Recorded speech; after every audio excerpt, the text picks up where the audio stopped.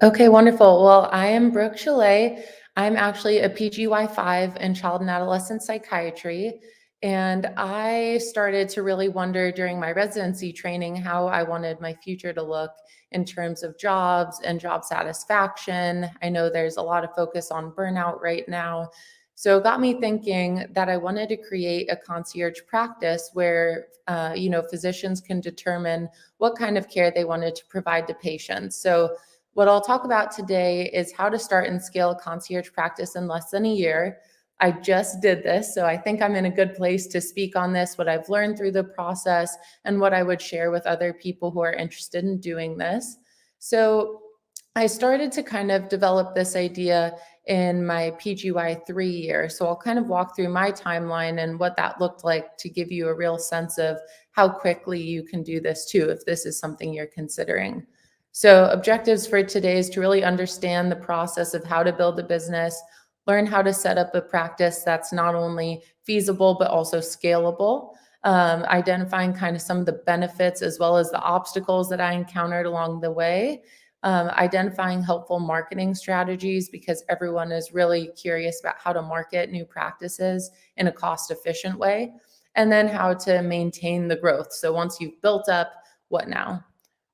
So, what is concierge medicine for those who don't know or aren't as familiar? It's really a model of patient care where patients are provided, direct accessibility to their physicians. And there's a lot of different kind of fee structures and ways to go about this. And I'll kind of get into that a little bit. But to me, concierge medicine is a direct kind of patient physician contact and not going through a large phone tree system with, MAs and front desk staff and things like that.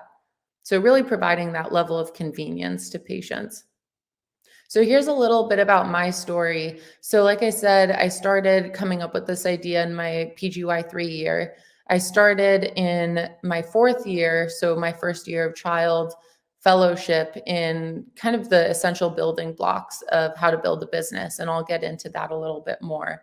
In September, I really started implementing that. Then July of that year, continued on. In January of this year, I published my website and getting ready to open for July. I rented a single office space to keep my overhead low and kind of figure out how I wanted to scale the business in February. Then in March, I really started pushing advertising, what I would be offering. In April, I hired an attorney to review contracts.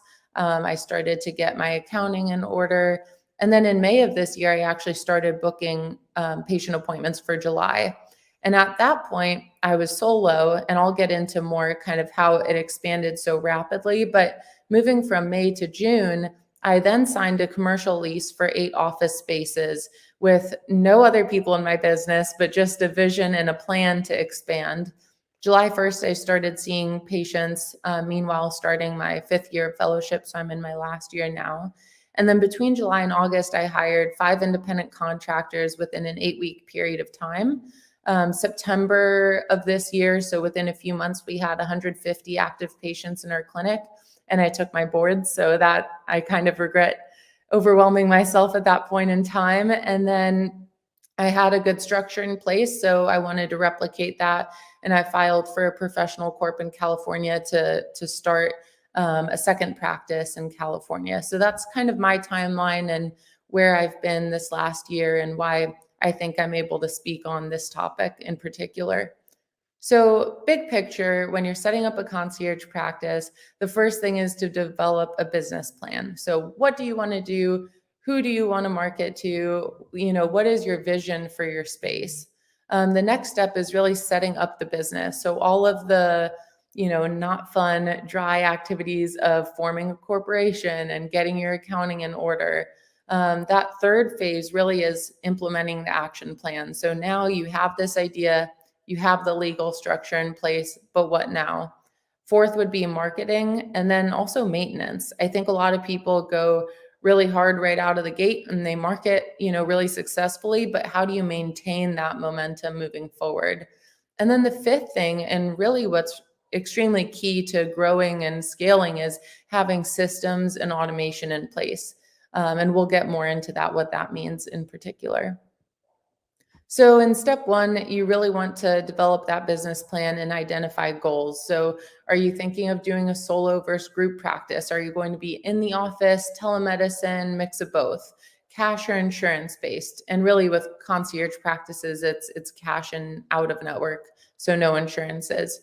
Who are your patients you're looking for? Who's your ideal client? What population will you be serving? And then really developing 3 words to describe your business.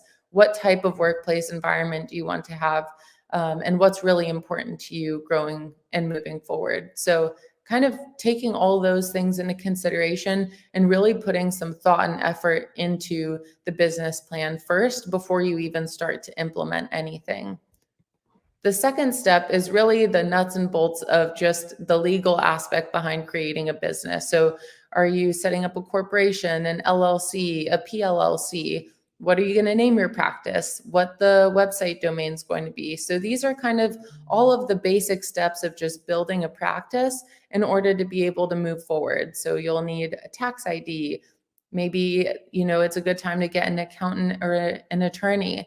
And I do think that that's one thing that, starting a business is really it's really costly and expensive. So I think a lot of people try and get forms from other docs online or trying to take shortcuts, but it's really important to get a really good foundation in place. So you'll definitely want an attorney and an accountant who can help walk you through the legal aspects of setting up a business successfully and in a legal manner. Next, you'll really want to think about your fee structure of the services and how payments will be processed.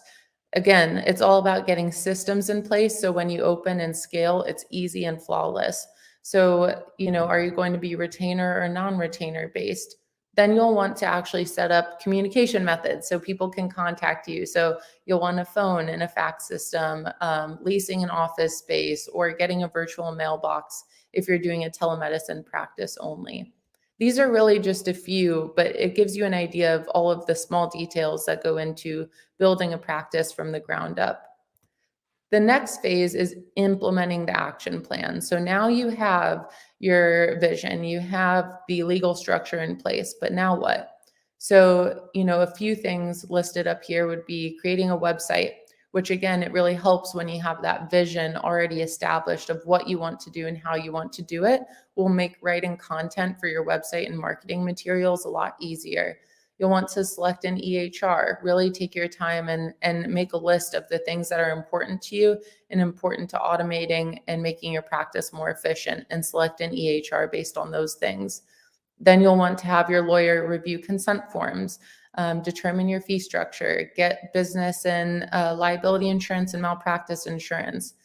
Do the small things like get your lab order forms in order and get ready to really think about what you'll need to start accepting that first patient in your door on day one. The fourth step is marketing and maintaining. And I think this is where things get complicated for some people, because you can do all the right things. You can have the attorneys, the accountants, have everything in order. You're ready to go, have a space, ready to open your doors. But now what? And I think, it's really scary because a lot of people associate marketing with being really expensive. And what I hope to share today is that there's some really cost-effective ways to market really effectively. One thing that is pretty well known is Google pay-per-click ads. So you can set a daily budget on Google and you can set certain keywords and have your